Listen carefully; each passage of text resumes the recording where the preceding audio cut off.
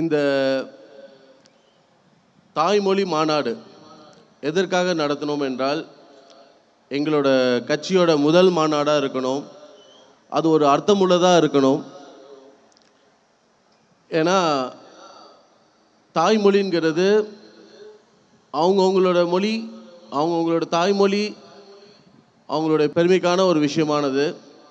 அது எந்த மொழி ஆனாலும், அது ஃப்ரெஞ்சாக இருக்கலாம், தமிழாக இருக்கலாம், மலையாளமாக இருக்கலாம், கன்னடமாக இருக்கலாம், தெலுங்குவாக இருக்கலாம், லாட்டினாக இருக்கலாம், கிரேக்கமாக இருக்கலாம், அரபிக்காக இருக்கலாம்.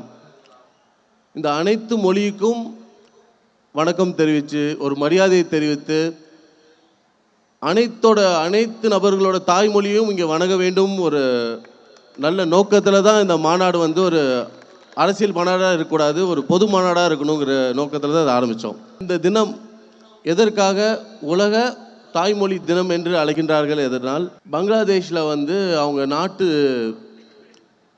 மொழிக்காக ஒரு போராட்டம் நடக்கின்றது. அது அவங்களோட தேசிய மொழியாக ஆக்கணுங்கிறதுல ஒரு போராட்டம் நடக்குது. அந்த நடந்த பிரச்சனையில் அவங்களுக்குள்ள நடந்த அந்த இழப்பு, இதெல்லாம் சேர்ந்து தான் இந்த இழப்பை நினைவு கூர்ந்து இதை மறக்கக்கூடாதுன்னு சொல்லி அனைத்து தாய்மொழிக்காக உலக தினமான இன்று. சரி, இதில் என் தாய்மொழி அது தமிழ். அந்த தமிழையும் இந்த மேடையிலே பெருமை சேர்த்த விதமா எங்களோட கட்சியோட கொள்கை தலைவர்கள், எல்லா கட்சியிலையும் பார்த்தோம்னா இன்னைக்கு இப்போ குறுகிய ஒரு 100 வருஷமோ 200 வருஷமோ தலைவர்களை தான் எடுத்து சொல்லுவாங்க. பட் இந்த மாநாட்டு மூலியமாக நமது முன்னோர்களான பாண்டியர்கள், சேரர்கள், சோழர்கள், பல்லவர்கள், இவங்கெல்லாம் இன்னைக்கு இல்லைன்னா நம்மளோட மொழியாக இருக்கட்டும், நம்மளுடைய அடையாளமாக இருக்கட்டும், நம்மளோட வாழ்க்கை தரமாக இருக்கட்டும், உணவாக இருக்கட்டும், மருத்துவமாக இருக்கட்டும், கல்வியாக இருக்கட்டும், ஞானமாக இருக்கட்டும், இலக்கியமாக இருக்கட்டும், வானியல் அறிவாக இருக்கட்டும், தெய்வத்துடைய அனுகிரகங்களாக இருக்கட்டும், கோயிலாக இருக்கட்டும், இது எல்லாமே நம்ம முன்னோர்கள் சித்தர்கள்லாம் இதெல்லாம் நம்மளுக்கு என்றைக்கோ காட்டிட்டு போயிட்டாங்க. இந்த விஷயத்தெல்லாம் மறைக்கப்பட்டுருச்சு. ஒரு காலங்காலமாக அதை பற்றி நிறைய சொல்லாமல் நம்மளை ஆண்ட வெள்ளைக்காரர்களாக இருக்கட்டும், வெளிநாட்டுக்காரர்களாக இருக்கட்டும், இவங்கெல்லாம் நம்மளோட இனத்தையும் நம்ம மொழியும் அழித்து தான் நம்மளை நம்மளே நம்ம ஒரு இலக்காரமாக நம்மளே நினச்சிக்கணும். அப்போ தான் நம்மளோட மொழியை நம்ம மதிக்க மாட்டோம், நம்மளோட சிந்தனைகளை நம்ம மொழியாக சிந்திக்க மாட்டோங்கிற ஒரு நோக்கத்தில் தான் பண்ணாங்க. நானே சின்ன வயசில் இருக்கும்போது தமிழில் பேசினா, எங்கள் இன்டர்நேஷ்னல் ஸ்கூலில் படிச்சுட்டு இருக்கும்போது தமிழில் பேசினா அது ஒரு இலக்காரமாக நினைப்பாங்க. அதுக்காக ஃபைன்லாம் கூட போடுவாங்க. அப்போல்லாம் நம்ம தாய்மொழியோட பெருமை நம்மளுக்கு தெரியவில்லை. இப்போ நம்மளோட முன்னோர்கள் பற்றி, இவங்க அவங்களுடைய உயிரை தியாகம் செஞ்சு, அதுக்காக எவ்வளோ பேர் எவ்வளோ தியாகங்கள் செஞ்சு இந்த இடத்துக்கு வந்திருக்காங்கிற ஒரு நினைவு கூர்ந்தமாக தான் இந்த மாநாடையும் நாங்கள் நினச்சோம். அதே மாதிரி இந்த மாதம் பார்த்திங்கன்னா, நம்ம முன்னோர்கள் மொழிக்காக 400க்கும் மேற்பட்டோர் இந்திய இராணுவத்தால் சுட்டு கொல்லப்பட்டாங்க. அப்போ பார்த்தீங்கன்னா இங்கே காங்கிரஸ் ஆட்சி நடந்துகிட்ருக்கு. இப்போ இருக்கிற திரு வைத்தியலிங்கம் அவர்களோட அப்பா தான் அந்த காலத்தில் சிஎம்மாகவும் இருந்தார். அப்போ இங்கே இருக்கிற மக்களை துன்புறுத்தி மொழிக்காக நம்ம குரல் கொடுத்தோம். அந்த ஒரே ஒரு காரணத்துக்காக இந்தி திணிப்புங்கிற ஒரு நோக்கத்தில் இதை எல்லாருமே கட்டாயப்படுத்தணுங்கிற ஒரு சூழ்நிலையில் அனைவரும் பாதிக்கப்பட்டாங்க. ஸோ இந்த மாதம் அவங்களுக்காக ஒரு நினைவாக நடத்தணுங்கிறதுக்காக தான் இந்த தாய்மொழி மாநாடு.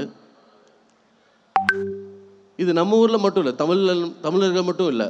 இது மலையாளம், கன்னடா, தெலுங்கு, ஒரிசா, ஒடியா, வெஸ்ட் பெங்கால், பெங்காலி அனைவரும் இதை அவங்க தாய்மொழி காக்கிறதுக்காக உயிர் தியாகம் செஞ்சுருக்காங்க. அப்போ நடந்த இந்த காங்கிரஸ் ஆட்சி கூட எதிராக போராடி இந்த திமுக எதிர்த்து இதை நம்பி தான் இதை வச்சு தான் போராட்டமே செஞ்சாங்க. கடைசியில் இன்னைக்கு இரட்டை வேடம் போட்டு அவங்களோட சுயநலத்துக்காக இன்னைக்கு கூட்டணி வச்சு இந்த மொழியாக இருக்கட்டும், இந்த இனத்துக்காக ஒரு மிகப்பெரிய துரோகத்தை செஞ்சுருக்காங்க. அதே மாதிரி நம்ம இலங்கையில் நடந்த துரோகத்தையும் நம்ம மறந்துட முடியாது. அந்த மக்கள், நம்ம இனத்தை சேர்ந்த நம்ம மக்கள் படுகொலை செஞ்சபோது யாரும் அதை தட்டி கேட்க முடியலை. இருந்தவங்க, பதவியில் இருந்தவங்க கேட்கலை. அவங்களோட பதவி பறி போயிடுங்கிற ஒரே நோக்கத்தினால அதை விட்டுட்டாங்க. இப்போ நம்ம முன்னோர்கள் பற்றி பேசணுன்னா, லெமோரியோ காண்டினென்ட்னு சொல்லி நம்ம குமரி கண்டம், நம்மளோட மூதாதைகள் வந்து இங்கேருந்து தான் ஆரம்பிக்கிறாங்க. நம்மளோட பாண்டியன் மன்னர்கள் ஆண்ட அந்த தென்மதுரையாக இருக்கட்டும், தொல்காப்பியமாக இருக்கட்டும், இதெல்லாம் வந்து இந்த சங்க இலக்கியங்கள்லாம் நம்ம இங்கே நடக்கிற விஷயங்களை, குமரி ஆறு பகுதியில் நடக்கிற விஷயங்கள் தான் சொல்கிறாங்க. அது வந்து ஒரு பெரிய கடல் சீற்றத்தால் அது அழிக்கப்பட்டுச்சு. அழிக்கப்பட்ட போது நம்ம ஒரிசா பாலு ஐயான்னு ஒருத்தர் இப்போ மறைந்துட்டார், அவர் இருந்தார். அவர் வந்து தான் கோர்ட்டில் கேஸ் போட்டாங்க. இந்த மாதிரி ஒரு விஷயமே இல்லை, கடலுக்குள்ளே இப்படி ஒரு விஷயம் இல்லைன்னு சொல்லி போராடினாங்க. அதுக்காக அவர் வந்து நீர்மூழ்கி சம்மரின்னு சொல்லுவாங்க, அந்த மாதிரி கமர்ஷியலாக யூஸ் பண்ணுற சம்மரின் மூலிமா போய் அதை ஆதாரங்கள் எடுத்து, வீடியோஸ் எடுத்து, இந்த மாதிரி ஒரு இடம் இருந்துச்சு, இப்படி ஒரு மக்கள் வாழ்ந்தாங்கங்கிறதுக்கு இன்றைக்கி ஆதாரத்தோடு ப்ரூவ் பண்ணியிருக்காரு. அதே மாதிரி நம்ம சேரன் மன்னர்களாக இருக்கட்டும், நம்ம கண்ணகி அவங்கள பற்றி, மூதாட்டியை பற்றி தப்பாக பேசின ஒரு புலவரால் ஒரு மன்னர் இலக்காரமாக பேசினாங்க. அதுக்காக இங்கேருந்து இமயமலை வரைக்கும் போய் அவர் அந்த இமயமலையத்திற்கு ஒரு கல்லை சுமங்க வச்சு அந்த கல்லை கொண்டு வந்து அவங்களுக்கு சிலை கட்டினாங்க நம்ம ஊரில். அதே மாதிரி சோழர்களாக இருக்கட்டும், கரிகால சோழன் வந்து கல்லணை, இது வரைக்கும் பழமையான, உலகத்திலே மிகப்பெரிய பழமையான ஒரு கல்லணை கரிகால சோழன் கட்ட கல்லணையை தான். ராஜராஜ சோழன் கட்ட பெருமுடையார் கோயில் வந்து இன்றைக்கும் அது நிற்கிற நிலைமை வந்து ரொம்ப அழகாக பிரமிப்பமாக இருக்கும். அதுலேயும் தமிழ் எழுத்துக்கள் வடிவத்தில் தான் அவர் வச்சுருக்காரு. ராஜேந்திர சோழனாக இருக்கட்டும், இந்த நாட்டை அந்த காலத்திலே வந்து 50க்கு மேலே நாடுகளை வந்து அவர் கட்டமைப்பில் வச்சுருந்தாருன்னு சொல்கிறாங்க. நேவி பேஸ் நம்மகிட்ட தான் இருந்தது. அதே மாதிரி பல்லவர்களாக இருக்கட்டும், இங்கேருந்து சைனா வரைக்கும் போய் நம்மளோட தற்காப்பு கலையை வந்து மார்ஷியல் ஆர்ட்ஸ்ன்னு சொல்லி குன்ஃபுவா அது இன்றைக்கி உருவெடுத்திருக்கிறது வந்து பல்லவர்கள் காலத்தில் நடந்த விஷயம். இந்த மாதிரி சொல்லிகிட்டே போகலாம். எங்களோட கொள்கை தலைவர்கள் அதில் வந்து திருவள்ளுவர் வந்து நாங்கள் அவருக்கு எந்த ஒரு சாயமும் பூசாமல் அவர் வெள்ளையாக மாற்றி வச்சுருந்தாங்க. அதை நாங்கள் அவர் எப்படி இருந்தாரோ அப்படியே வந்து காட்டியிருக்கோம். அதே மாதிரி கவிஞர் பாரதியார், பாரதிதாசன், ஐயா சுபாஷ் சந்திர போஸ் அவ்வளோ சீக்கிரம் மறந்துட்டாங்க. எப்பவுமே அழுகிற குழந்தைங்க தான் பால் கிடைக்குன்னு சொல்லுவாங்க. என்றைக்குமே சுதந்திரம் வந்து அவ்வளோ சுலபமாக நம்மளுக்கு கிடச்சிடல. அவருக்கு அன்றைக்கி ஆரம்பித்த அந்த ஒரு நெருப்பு தான் இன்றைக்கி வெள்ளைக்காரனில் வந்து ஓட விட்டு காட்டின ஒரு பெரிய ஒரு போராட்டம்.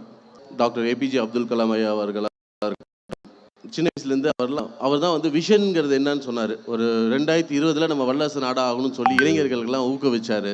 ஸோ இந்த மாதிரி எங்களோட கொள்கை தலைவர்கள் எல்லாம் நம்ம ஒரு வித்தியாசமான ஒரு விதத்தில் நம்ம பண்ணணுங்கிற ஒரு நோக்கத்தில் செஞ்சோம். சரி, இந்த கட்சியோட நோக்கம் என்ன, இதோட ஃப்யூச்சரோட எதிர்பார்ப்பு என்னங்கிற ஒரு கேள்வியாக இருக்கும்போது தான் நமக்குள்ளே ஒரு ஆசை இருந்தது. ஏன் நம்ம ஊரும் ஒரு சிங்கப்பூரா, ஒரு துபாயா, ஒரு ஹாங்காங்கா ஏன் மாறக்கூடாது? இங்கே இருக்க மக்களோட வாழ்வாதாரம் ஏன் உயரக்கூடாது? ஒரு குடிநீர் கூட இந்த மக்களுக்கு வந்து இன்றைக்கி ஒரு நிம்மதியாக ஒரு குடிநீர் கூட குடித்து மக்கள், அன்றைக்கி என்னோடய தொகுதி போய் பார்க்கும்போது தண்ணியில் வந்து புழு வந்து குடிநீரில் கலந்துருக்குன்னு சொல்கிறாங்க. இப்படிலாம் இருந்து நம்ம இவ்வளோ நாள் சுதந்திரம் கிடச்சி நம்மளுக்கு அது ஒரு அர்த்தமே இல்லாமல் இன்றைக்கி வந்து இருக்கிற ஒரு சூழ்நிலையாக மாறி போச்சு. ஸோ இதுக்காக நாங்கள் என்ன நடவடிக்கை எடுத்திருக்கோன்னா, சிங்கப்பூர்லேருந்தே ஒரு 187 வருஷம் ஆர்கிடெக்ட், அந்த கம்பெனி தான் வந்து சிங்கப்பூரே டிசைன் பண்ண கம்பெனி. ஸோ அந்த சிங்கப்பூர் வந்து எப்படி இருந்துச்சு, அதை எப்படி அவங்க மாட்டினாங்க, அந்த மாற்றத்துக்கு வந்து எதெல்லாம் துணை போச்சோ அவங்களே இங்கே நாங்கள் வர வச்சு, அந்த இப்போ நம்ம புதுச்சேரி வந்து எப்படி நம்ம 2050 வந்து எப்படி மாற்ற போகிறோம், அது வந்து இப்போ இமீடியட்டாக நம்ம என்னென்ன மாற்ற போகிறோங்கிற ஒரு வீடியோவாக ரெடி பண்ணி அந்த பிளான்லாம் போட்டு ஆல்ரெடி எல்லாமே ரெடி பண்ணி வச்சாச்சு. ஒன்ஸ் இந்த எலெக்ஷன்லாம் முடிஞ்சு நல்லபடியாக நம்மளுக்கு எல்லாத்துக்கும் ஒரு ஜெயிச்சு இங்கே ஆட்சி அமைச்ச பிறகு கண்டிப்பாக இந்த மக்களுக்காக நான் நின்று குரல் கொடுத்து இந்த விஷயங்கள் எல்லாத்தையும் நம்ம கொண்டாந்து இதை நிறைவேற்றி அனைவருக்கும் இந்த பலன் அடையுமாறு நான் செஞ்சு கொடுக்குவேங்கிற உறுதிமொழி எடுத்துக்கிறேன். எல்லாம் கேட்பாங்க, இருக்கிற தொழிலை விட்டுட்டு அரசியல் தேவையான்னு. அப்படி இருந்தும் நம்ம வெளிநாடு போகும்போதெல்லாம் நம்மளுக்குள்ள ஒரு ஆசை இருக்கும், ஏன் நம்ம நாடும் இப்படி ஆயிட முடியாதா அப்படின்னு யோசிக்கும் போது ரொம்ப வருஷமாக நான் வந்து வெளிநாட்டில் போய் செட்டில் ஆகிடலாம் தான் நான் யோசிச்சுட்டு இருந்தேன். அப்போ தோணுச்சு ஒரு நாள், இப்போ சரி நம்ம ஏன் வெளிநாடு மாதிரி நம்ம ஊரை மாறக்கூடாது, நம்ம இருக்கிற ஊரையே வெளிநாடு மாதிரி நம்ம எதிர்பார்க்குற மாதிரி இருக்கக்கூடாதுன்னு ஒரு ஆசை வந்துச்சு. அந்த ஒரு ஆசை தான் இன்றைக்கி வந்து இந்த லட்சிய ஜனநாயக கட்சியோட தொடக்கம். இந்த தொடக்கம் வந்து ஒரு பெரிய சாதனையாக குறுகிய காலத்தில் இன்னொரு 10-20 வருஷத்தில் நம்ம ஒரு சிங்கப்பூர் அளவுக்கு காம்பீட் பண்ணுற அளவுக்கு நம்ம இளைஞர்களுக்கு வேலை வாய்ப்பாக இருக்கட்டும், மக்களோட வாழ்வாதாரமாக இருக்கட்டும், கல்வியாக இருக்கட்டும், அனைத்து துறையிலையுமே வேலை வாய்ப்புலேருந்து டெக்னாலஜிலேருந்து எல்லாத்துலேயுமே நம்ம முன்னோடியாக வந்து நம்மளால் முடிஞ்ச நல்ல விஷயங்களை இந்த புதுச்சேரி மக்களுக்கு செய்யணுங்கிறத என்னோடய அன்பும் ஆசை வாக்குறுதியும். நன்றி, வணக்கம்.